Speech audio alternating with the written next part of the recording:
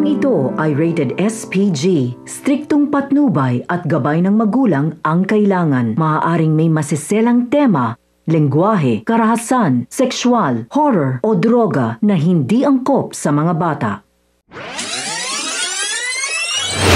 Isang mapagpalang araw mga kapamilya, welcome back. At narito ang mga dapat nating abangan sa FPJ's Batang Quiapo. Pero bago ang lahat, kung bago ka pa lamang dito sa aking channel, ay baka naman pwedeng makahingi ng isang like, share, at subscribe.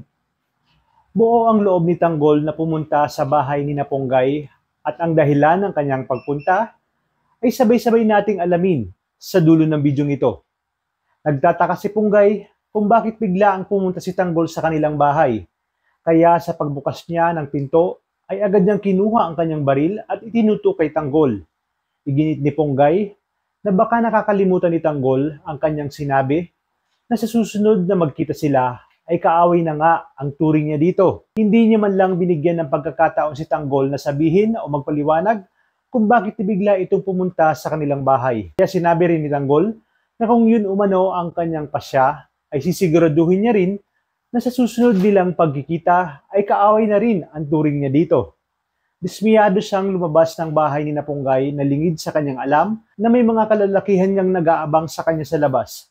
Agad siyang nakilala ng isa sa mga ito at sinabing ito ang nangbugbog sa kanila noon.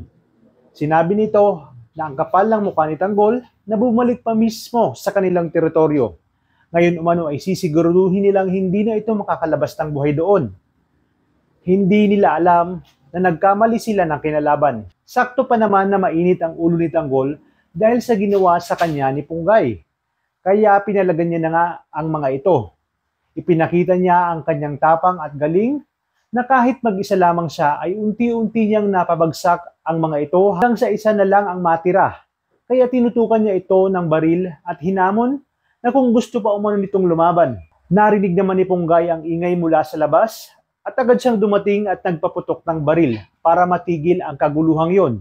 Hindi naman nagpasindak si Tanggol at ipinagpatuloy ang kanyang ginagawa dahil para sa kanya nga ay kalaban na rin ang turing niya kay Ponggay. Nagkatutukan sila ng baril ngunit pareho nilang hindi makalabit ang gatilya na tila ba may kung anong pumipigil sa kanila. Umalis na lang nga itong si Ponggay na siya namang sinundan ni Tanggol. Malalim ang iniisip ni Ponggay kung bakit hindi niya magawang barilin itong si Tanggol.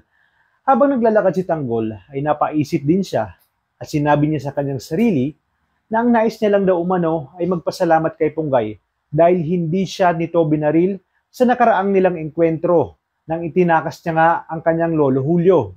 Alam ni Tanggol na kung hindi dahil kay Ponggay marahil pati siya ngayon ay nasakol na rin ng kapulisan. Sinabi ni Tanggol sa kanyang sarili na batid niyang di kayang gawin ni Ponggay yun. At ngayon tiyak niya na rin na pinag-iinitan ito ni Rigor at Hector. Nauunawaan niya nga na ginagawa lang ni Ponggay ang kanyang tungkulin. Kaya pumunta siya ay para maipaliwanag niya kay Ponggay ang kanyang ipinapakipaglaban at maintindihan nito na di kalaunan nga ay nangyari ito. Tuluyang namulat si Ponggay sa katotohanan. Sinabi ni Ponggay sa grupo na simula umano ngayon ay siya na ang magiging mata sa lahat ng kilos at galaw ni Rigor at ng mga gerero. Ngunit huli na nga ba ang lahat? Dahil pinag-iinitan siya ni na Hector at Rigor, dahil lang kaya't agad siyang nasibak sa pwesto. Dito nga ay sasama na siya sa grupo ni Tanggol kasama ang kanyang tatay Mauro, dati ring pulis at hindi nabigyan ng pagkakataong makapagpaliwanag. Kaya namang mga kapamilya, tuloy-tuloy ang pagsubaybay, dito lang sa numero 1 teleserye ng Sambayanan, ang FPJ's Batang Quiapo. Maraming salamat sa inyong panonood at pagpalain tayong lahat, kapamilya.